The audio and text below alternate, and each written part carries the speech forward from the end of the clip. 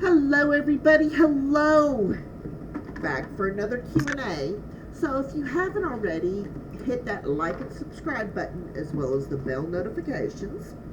We do Q&A questions that I get from emails, comments on the video, and if you find me on Facebook.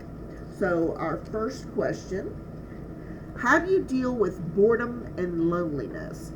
I have several, and I'm talking several hobbies. I enjoy some knitting. I do write short stories. I write poems. I have an Etsy shop. I'm busy on Amazon, KDP, publishing planners and budgets and things like that. There are friends I talk to every day. I make sure, I've got pets. Pets are great. And I walk. I definitely do a walk most days. Right now it's 100 billion degrees outside, so no walking today. I also do some self-care. So this is Dr. Teal's Lavender Essential Oil with cocoa butter, shea butter, and vitamin E. I always make sure that I have some on me every day. It smells good, and I'm one of those people that are a little sensitive to scented fragrances, so I have to be careful what I wear as far as perfume, deodorant, and lotion. But I find that the Dr. Teal's brand with the lavender, that works out really, really well for me. And as you know, I've got my drink. Okay.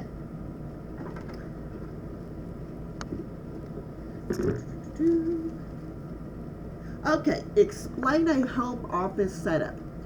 So, when you think about a home office setup, you're thinking about somebody who has their very own room, everything's all fancy schmancy, and it doesn't need to be this way. If you look behind me, this is my bedroom. I have a walk-in closet, and I know several very successful work-at-home people who have their whole setup in a walk-in closet so they can shut the door. My apartment is like a bedroom bath, common area, bedroom bath. So I can just shut my door, and then I have my bedroom and bath behind a closed door. And that's what I choose to do. Now you can I always say you can get dual monitors, 2 monitors. You can pick up a second monitor from Salvation Army thrift store, the Goodwill, pawn store. You can go to rent-to-own places, ask if they have any, dinged monitors that maybe got a scratch on the side or something like that. I did not spend a lot of money on mine. I know people who use smart TVs for a second monitor. So yeah, do that. Facebook Marketplace, any place like that.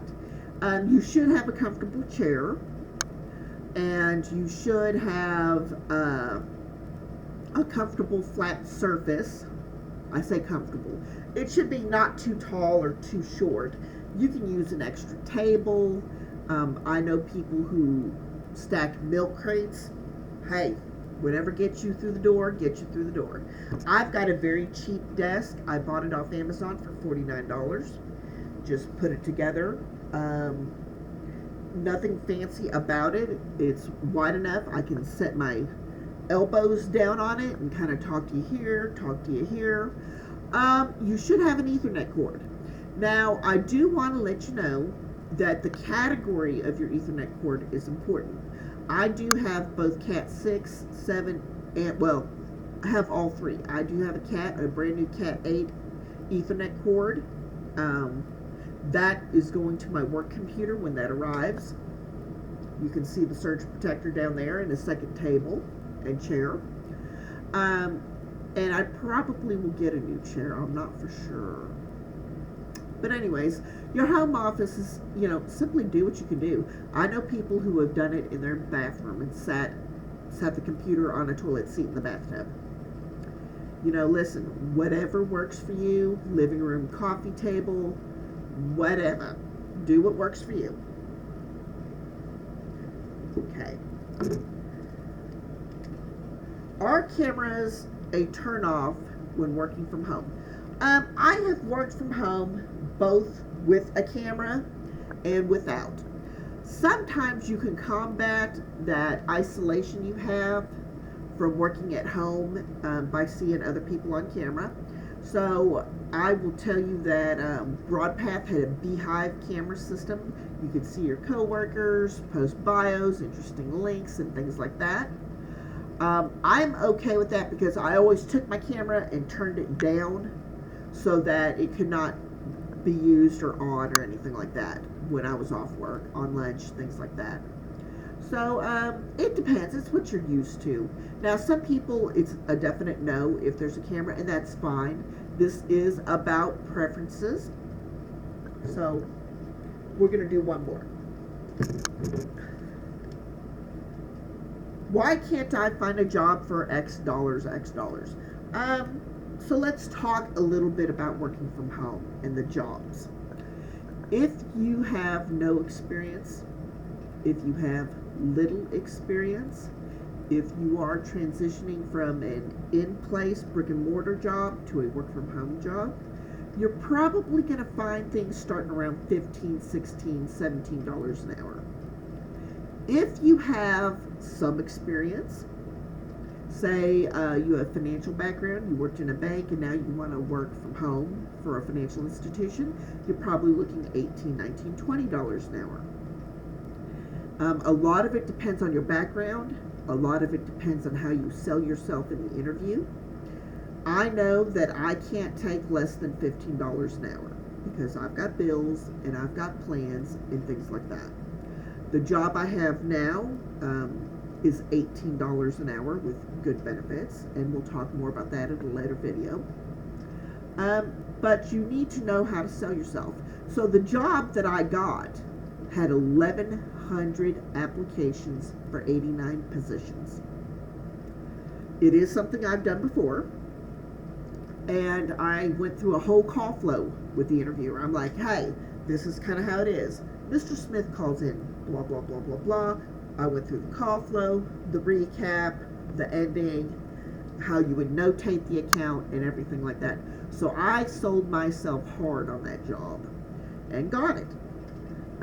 There is, especially around now,